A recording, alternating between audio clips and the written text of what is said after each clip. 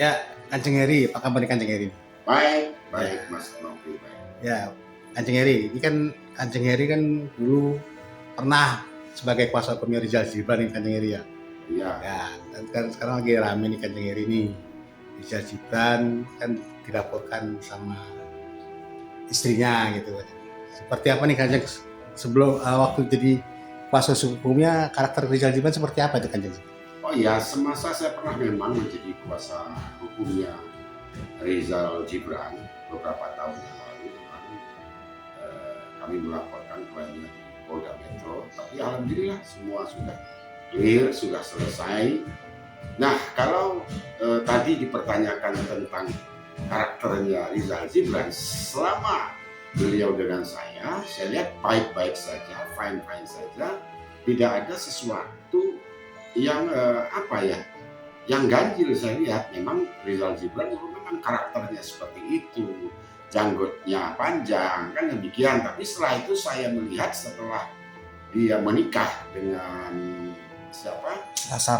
Dengan Mbak Sarah ya di Surabaya. Memang sebelum Mas Rizal itu menikah, dia sempat mampir di kantor saya di Semarang. Dia mengatakan dia mau menikah dan dia juga sudah cocok ya, dia mengatakan adalah saya mau menikah. Lanjut ya, kita selaku beliau pernah menjadi klien saya dan menjadi saudara, yes okay, kalau memang itu udah jodohnya. Dan Rizal bilang, oh dia serius, dia mau nikah. Memang di waktu saya menjadi kuasa hukumnya Rizal, saya bertanya kapan nih mau menikah, katanya belum punya jodoh kan. Nah, setahu-tahunya dia satu ketika dia dari Jakarta jalan darat mampir di kantor saya mengatakan beliau mau menikah. Cuman saya mohon maaf, di waktu beliau menikah, beliau sudah mengirim undangan ke saya memang di waktu itu ada kesibukan lain, saya tidak bisa hadir di dalam pernikahan Rizal Zibran dengan Mbak Sarah ya. Nah itu yang saya tahu. Kalau karakternya fine-fine saja, saya lihat memang cuma berubah karakter. Dulu kita tahu bahwa Rizal Zibran kan peragawan dulu, filmnya juga pernah top di Mak Lampir dulu kan. Saya melihat itu, saya di antara satunya yang memang senang menonton cerita Mak Lampir di waktu juga Rizal Zibran ada di sana. Demikian. Tapi seberapa sempat ketemu sama Sarah belum Kanjeng? Oh saya belum sempat, saya belum sempat ketemu dengan Mbak Sarah sampai di dalam pernikahannya. Cuman saya kan sudah dikasih tahu di waktu itu, ini loh calon istri saya, di waktu beliau mampir di Semarang. Jadi khusus mampir di Semarang hanya memberitahu beliau mau menikah. Itu yang sepengetahuan saya. Ya tadi saya ulangi lagi, di waktu beliau menikah, saya mohon maaf, memang saya nggak bisa hadir, kebetulan saya ada pekerjaan lain. Jadi sempat dekat deh, yang bisa dibilang dekat. Sempat saya sama Rizal Zibran sering komunikasi sama beliau. Ya kan beberapa hari lalu juga saya komunikasi, tanya hello, tanya kabar, atau bagaimana kan demikian sama Rizal Zibran. Terus waktu mengetahui ini Kanjeng dia dilaporkan, seperti apa reaksi Kanjeng pertama kali? Oh saya itu memang mendapatkan informasi dari rekan-rekan media infotainment di Jakarta. Saya juga ada 6-7 media ya yang menghubungi saya di waktu saya di Semarang, bagaimana dengan Rizal Zibran. Perkara ini saya bilang saya ya belum tahu apa-apa gitu loh. Karena gimana, mereka juga menanyakan gimana dengan Rizal Zibran. Saya bilang saya no comment karena saya belum mendapatkan informasi daripada Rizal Zibran. Cuman saya tahu memang di media-media kan memang apa katanya istrinya melaporkan Rizal Gibran, demikian itu yang setakat saya tahu sampai saat ini. Ya memang suatu saat mudah-mudahan saya bisa ketemu dengan Rizal Gibran. Apa sih duduk perkara persoalan yang sebenarnya? Kenapa tidak? Kalau memang ini bisa didamaikan, kenapa tidak didamaikan? Kan masih adalah solusi-solusi yang lain. Kan tidak semua perkara hukum itu harus dibawa ke ranah pengadilan. Tidak semua. Apakah orang sudah dipenjara, misalkan, apakah perkara itu selesai? Kan belum tahu juga selesai. Mungkin bisa aja jadi tidak jadi baik, bisa aja terjadi permusuhan. Kalau memang sudah tidak bisa ya di dalam satu rumah tangga, artinya memang sudah di mediasi, misalkan memang sudah coba untuk diusahakan di dalam rumah tangga, tetapi faktanya memang sudah tidak bisa disatukan, ya kan memang harus mencari jalan yang terbaik, misalnya terjadi perceraian, kan kalau itu memang jalan terbaik untuk siapa saja, termasuklah Rizal Gibran dengan istrinya. Jadi sahabat saya ini belum sempat kontak-kontakkan dengan Rizal Gibran seperti gimana? Oh, tahu aja ya, saya ada pasti komunikasi sama Rizal Gibran, saya ada WA, saya ada telepon sama beliau. Masa iya ada perkara seperti ini saya kenal beliau, saya tidak mempertanyakan sama beliau, tapi ya nanti saya tidak akan bisa membuka sekarang dong. Kan gitu, saya tidak akan buka apa yang saya bicarakan sama Rizal Gibran, komunikasi sama beliau, masa saya harus buka sekarang? Memang ada saya komunikasi, ada saya by WA sama dia, ada saya telepon sama beliau, ya kan? Tetapi kan belum saatnya, ya kan? Karena apa? Karena mungkin Rizal Gibran punya kesibukan yang lain, dia kan ada usaha juga kan, mungkin itu pendapat mungkin pemikiran beliau untuk saat ini gitu loh. Walaupun media-media kan sudah heboh memberitakan Rizal Gibran kan, dari media tadi saya bilang saya dikejar media juga untuk minta konfirmasi perkara ini kan begitu, gitu loh, ya kan? Karena kedekatan Kanjeng itu ya Kanjeng ya. Ya kalau memang iya tadi kan tadi saya bilang kan memang KDRT ini kan ini kejadian lagi nih kan, sebelumnya salah satu artis, sekarang kejadian lagi artis.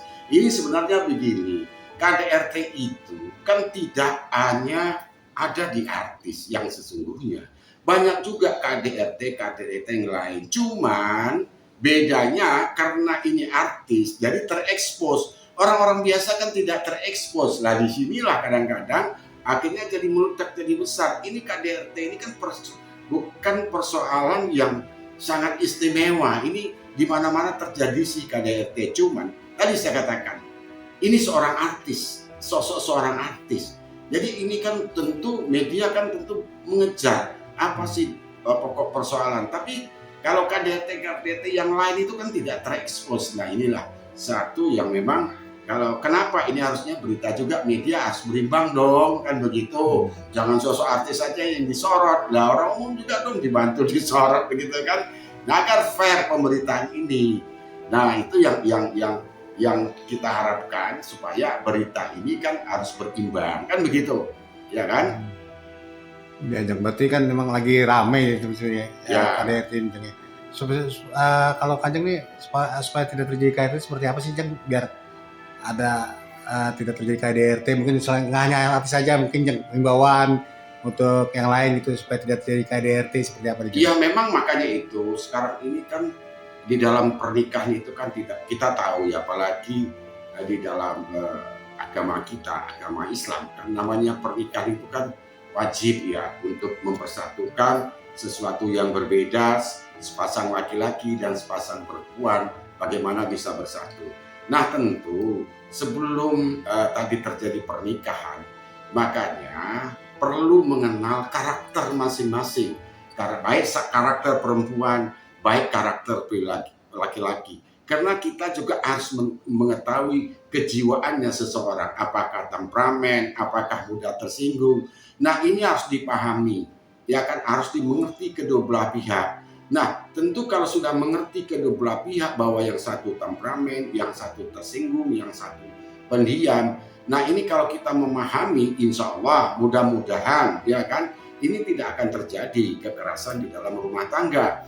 Nah, terkadang juga Wah, ini mungkin ya, ini mungkin juga baru kenal terus menikah kan. Nah, pada akhirnya dua-dua belum mengerti karakter masing-masing. Ini bisa saja terjadi kekerasan dalam rumah tangga. Tentu kita pahami, dimanapun sesuai dengan keyakinan saya agama Islam, lelaki itu adalah imam, ya kan? Lelaki imam.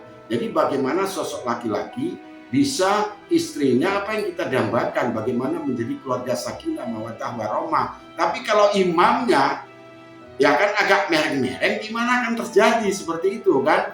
Nah, makanya juga istri juga harus memahami bahwa apa yang dilakukan oleh seorang suami tidak boleh juga dilakukan oleh seorang istri.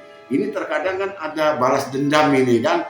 Mungkin laki-laki ini minum contohnya, istri juga mau minum. Nah, ini kan yang salah sebenarnya. Istri itu kan dilatih untuk bersabar menghadapi suaminya. Nah, begitu juga kita kan tahu bahwa sang suami itu kan memang diwajibkan untuk mencari nafkah terhadap istri dan anak-anaknya. Demikian. Makanya tadi yang disampaikan bagaimana sosok suami gitu ya. Iya. Bagaimana sosok suami? Ya ini kita kan sulit juga untuk makanya orang bilang lihat cicit bobot apa itu namanya? Bibit bobot. Bibit bobot itu kan. Tapi kalau saya melihat kembali kepada Rizal Gibran, saya lihat kan dari fish aja kan mereka sudah cocok ya kalau kita lihat dari fish. Nah, teman dari karakter masing-masing ini yang kita belum bisa memahami. Tapi nasihat saya kepada Mbak Sarah ataupun Mas Rizal Gibran, ya kan, yang saya lihat di media, ya kalau memang masih bisa untuk bersatu, ya bersatu. Nah, kalau memang itu pelaporannya kalau masih bisa dicabut, ya walaupun ending akhirnya nanti mereka tidak menjadi suami istri lagi. Ini alangkah indahnya, alangkah baiknya daripada kita melaporkan sang suami gitu loh. Ya kalau memang masih bisa dimaafin, kenapa tidak dimaafin? Ya kan? Kenapa tidak dimaafin? Ya kan mungkin bisa saja daripada kita melapor, lebih baik kita mencari pekerjaan yang positif. Ya kan? Tidak gampang dan tidak mudah suatu persoalan kalau kita bawa ke ranah pidana atau kita melakukan pelaporan sampai ke pengadilan, itu pun tidak ringan menghadapi itu. Butuh waktu, butuh tenaga, butuh materi, butuh pikiran. Tidak semudah itu, ya kan?